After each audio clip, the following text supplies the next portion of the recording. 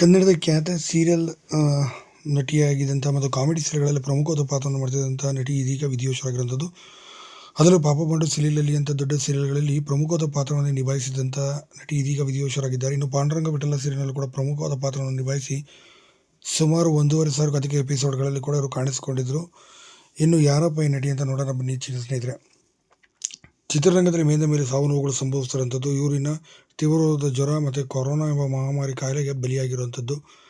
ಹಾಗಾದ್ರೆ ಯಾರು ಅಂತ ನೋಡ್ತಾ ಬಂದು ಇವರು ಬೇರೆ ಯಾರೂ ಅಲ್ಲ, ಬಿ ಜಯ ಅವರು. ಇವ್ರನ್ನ ಕುಳ್ಳಿ ಜಯ ಅಂತಲೂ ಕೂಡ ಕರೆಯಲಾಗ್ತದೆ. ಪುನೀತ್ ರಾಜ್ಕುಮಾರ್ ಜೊತೆ ಕೂಡ ಬೆಟ್ಟದ ಹೂ ಸಿನಿಮಾದಲ್ಲಿ ಕೂಡ ಇವರು ಕಾಣಿಸ್ಕೊಂಡಿದ್ರು.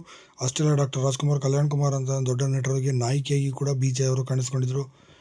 ಪಾಂಡುರಂಗ ವಿಠಲ ಅಂತ ಜಿ ಕನ್ನಡದಲ್ಲಿ ಬರ್ತಿದ್ದ ಸೀರಿಯಲ್ನಲ್ಲಿ ರಂಗಮ್ಮನ ಪಾತ್ರ ಮಾಡೋದ್ರ ಮೂಲಕ ಜಹಾಂಗೀರ್ ಅಂದರೆ ಪಾಂಡುರಂಗನ ತಾಯಿಯ ಪಾತ್ರದಲ್ಲಿ ಅಪೇಕ್ಷಾ ಗಳಗಿ ಅಂದರೆ ಅವರು ಜಾಜಿ ಜಂಬಲ್ ದಿನ್ನಿ ಎಂಬ ಪಾತ್ರವನ್ನು ಮಾಡಿದರು. ಅವರ ಅತ್ತೆಯ ಪಾತ್ರದಲ್ಲಿ ಇವರು ಕಾಣಿಸಿಕೊಂಡು ತುಂಬಾ ಅದ್ಭುತವಾದಂತಹ ಅಭಿನಯ ಕೂಡ ಮಾಡ್ತಿದ್ದ ನಟಿ ಕೊರೋನಾ ಎಂಬ ಮಹಾಮಾರಿಗೆ ಬಲಿಯಾಗಿ ಇದೀಗ ವಿಧಿವಶರಾಗಿದ್ದಾರೆ ಎಂಬ ಮಾಹಿತಿ ಬರ್ತಿರೋದು.